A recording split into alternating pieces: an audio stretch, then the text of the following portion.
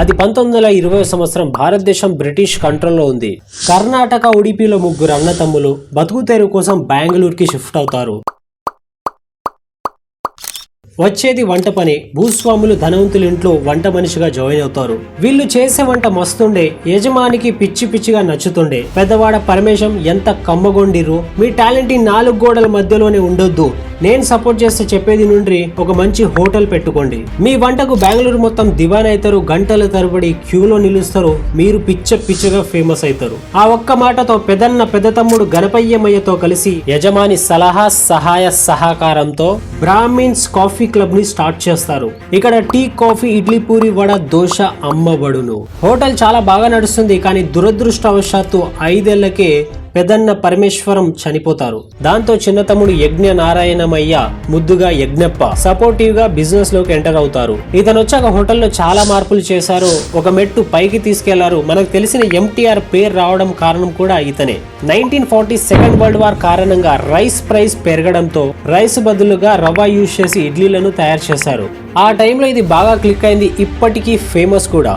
దాని తర్వాత 20 సంవత్సరాలు అతనికి తోచిన ఐడియాస్ తో హోటల్ ని బాగానే నడిపారు. మన దేశానికి స్వతంత్రం వచ్చాక ఈ హోటల్ ని నెక్స్ట్ లెవెల్ తీసుకెళ్లేందుకు, అసలు విదేశాల్లో రెస్టారెంట్స్ ఎలా నడుస్తున్నాయో తెలుసుకునేందుకు 1951 లో యూరోప్ ట్రిప్ కు వెళ్తారు. అక్కడున్న పెద్ద రెస్టారెంట్స్ లలో క్లీన్లీనెస్, హైజీన్, డిసిప్లిన్ ని చూసి యజ్ఞప్ప చాలా ఆశ్చర్యపోతారు, ఆకర్షితులు అవుతారు, సింప్లీ ఇంప్రెస్డ్. ఇండియాకి తిరిగి రాగానే రెస్టారెంట్స్ లో చాలా చేంజెస్ చేశారు. ఫస్ట్ పేరుని చేంజ్ చేస్తారు. బ్రాహ్మిన్స్ కాఫీ క్లబ్ నుండి మావల్లి టిఫిన్ రూమ్స్ గా, అదే మనకు తెలిసిన ఎంటీఆర్.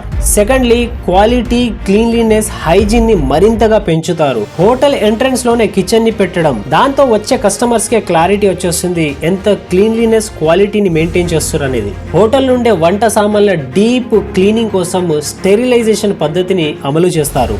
అంటే క్లోరిన్ బ్లీచ్ యాడ్ చేసిన వేడి నీళ్లలో 15 నిమిషాల పాటు వంట సామాన్లను ఉంచితే ఉండే బ్యాక్టీరియాస్ అన్ని చచ్చిపోతాయి. ఎంటీఆర్ అంటేనే ప్యూర్ అండ్ పర్ఫెక్ట్. సో ప్రతిసారి వండేటప్పుడు సేమ్ టేస్ట్ రావడానికి ఫిక్స్డ్ ఇంగ్రీడియంట్స్, క్వాంటిటీ, SOPని క్రియేట్ చేశారు. రెగ్యులర్ గా వచ్చే కస్టమర్స్ కి బ్రాంజ్, సిల్వర్, గోల్డ్ కోటెడ్ ప్లేట్స్లలో ఫుడ్ ని సర్వ్ చేసేవారు. దీంతో పాటు అతను యూరోప్ లో ఉన్నప్పుడు గమనించింది, మెయిన్ ఫుడ్స్ తర్వాత డెజర్ట్స్ ని సర్వ్ చేసేవారు. కేక్, గులాబ్ జామున్, రసగుల్లా. సో అతను కూడా డెజర్ట్ ని యాడ్ చేయాలని ఒక కొత్త రెసిపీని స్వయంగా తయారు చేసి దానికి పేరుగా సీనియర్ ఎన్టీఆర్, సావిత్రి గారు నటించిన 1954 లో రిలీజ్ అయిన చంద్రహార అనే మూవీ పేరుని ఈ డెజర్ట్ కి పెట్టారు. మూవీ హిట్ అయినట్టుగానే ఈ డెజర్ట్ కూడా చాలా బాగా హిట్ అయింది. 1968 లో యజ్ఞ నారాయణమయ్య గారు కన్ను మూశారు. దాంతో మెకానికల్ ఇంజనీర్ అయిన అతని కొడుకు ఈ బిజినెస్ ని టేక్ ఓవర్ చేశారు. 25th జూన్ 1975 లో ఉన్నటువంటి సోషియో ఎకనామికల్ క్రైసిస్ వల్ల అప్పటి ప్రైమ్ మినిస్టర్ ఇందిరాగాంధీ గారు నేషనల్ ఎమర్జెన్సీని డిక్లేర్ చేశారు. దాంతో దేశంలో జరిగే ప్రతి ఒక్క విషయం గవర్నమెంట్ అనుకున్నట్టుగానే నడవాలి.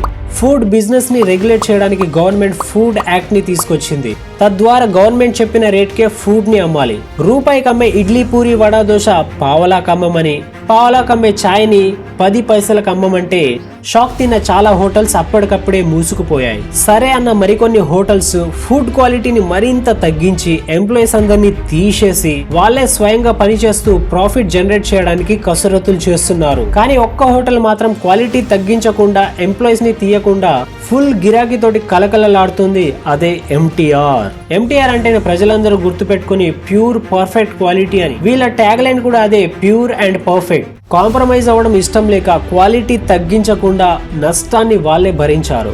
చాలా తక్కువ ప్రైస్, మంచి క్వాలిటీ ఉండడం వల్ల అక్కడ జనాలు తండోపతండాలుగా వచ్చేవారు. ఎంతలా వచ్చేవారంటే జస్ట్ 7 అవర్స్ లో 21,000 కస్టమర్స్ లను సర్వ్ చేసి రికార్డు సృష్టించింది ఎంటీఆర్. నష్టాలు కూడా రికార్డ్ సృష్టించాయి. డైలీ 25,000 నుంచి 50,000 లాస్. వీకెండ్స్ లో అయితే ₹1,00,000 ఎగిరిపోయేవి. డబ్బులు లేక హోటల్ ని మూయాల్సి వచ్చింది. కానీ చాలా మంది వర్కర్స్ ఫ్యామిలీస్ ఈ హోటల్ మీదనే డిపెండ్ అయి ఉన్నాయి. ఈ లాసెస్ ని తగ్గించడానికి ఆల్టర్నేటివ్ ఐడియాస్ కోసం థింక్ చేస్తుంటే ఒక ఐడియా వచ్చింది.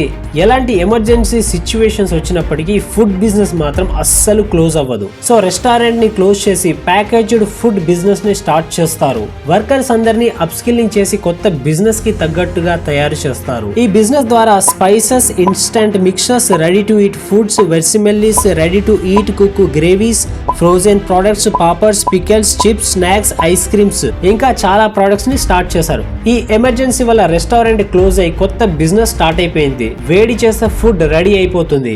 ఇంకా మరెన్నో ప్రొడక్ట్స్ లను ప్యాకింగ్ చేసి అమ్మేవారు. 1977 లో ఎమర్జెన్సీ ఎత్తేయడంతో రెస్టారెంట్ మళ్ళీ స్టార్ట్ అవుతుంది. ఇప్పుడు ఎంటీఆర్ 2 డిఫరెంట్ ఎంటిటీస్ గా మారుతుంది. ఒకటి ఎంటీఆర్ రెస్టారెంట్స్, ఇంకోటిది ఎంటీఆర్ ప్యాకేజ్ ఫుడ్స్. ఇప్పుడు ఎంటీఆర్ స్పెషాలిటీస్ గురించి మాట్లాడితే కర్ణాటక సీఎంఏ మసాలా దోశ కోసం లైన్ లో నిల్చున్నారంట. MTR first company HACCP hazard analysis critical control point certificate ని తీసుకుంది. ఎంటీఆర్ ఫస్ట్ కంపెనీ ఫ్రోజన్ దోశని తీసుకొచ్చింది. వేడి చేసి లాగిన్ చేయొచ్చు.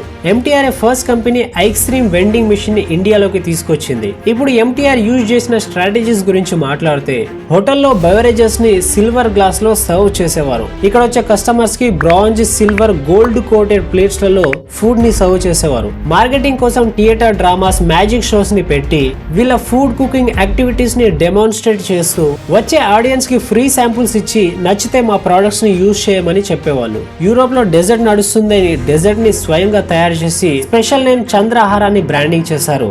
ఎంటీఆర్ లో వీక్ లో 7 days 7 స్పెషల్ డిషెస్ ఉంటాయి. Every day 1 special dish. MTR దగ్గర నుంచి మనం నేర్చుకోవాల్సింది ఏంటంటే every problems comes with an equal or greater opportunity. వచ్చే ప్రతి సమస్య సమానమైన లేదా అంతకు మించిన ఆపర్చునిటీతో వస్తుంది. రైస్ ప్రైస్ పెరిగితే రవా ఆల్టర్నేటివ్ గ్రేటర్ ఆపర్చునిటీగా మారింది. ఎమర్జెన్సీ వల్ల రెస్టారెంట్ లాస్ లో కూరుకుపోతే ప్యాకేజ్డ్ ఫుడ్ బిజినెస్ గ్రేటర్ ఆపర్చునిటీగా మారింది. ఈ రోజు 35 పైగా దేశాల్లో ఎక్స్పోర్ట్ కూడా చేస్తుంది. టైం టు టైం కొత్త ఆల్టర్నేటివ్ ఐడియాస్ తోటి వచ్చారు. బిజినెస్ చాలా బాగా గ్రో అయింది. వేరే చోట్లలో ఎక్స్పాండ్ కూడా చేశారు. కానీ 2007లో నార్వేన్ కాంగ్లోమరేట్ ఓర్క్లా అనే కంపెనీకి $80 million కి ఎంటీఆర్ ని అమ్మేశారు. ఎంటీఆర్ స్టార్ట్ అయి 100 years అవుతుంది.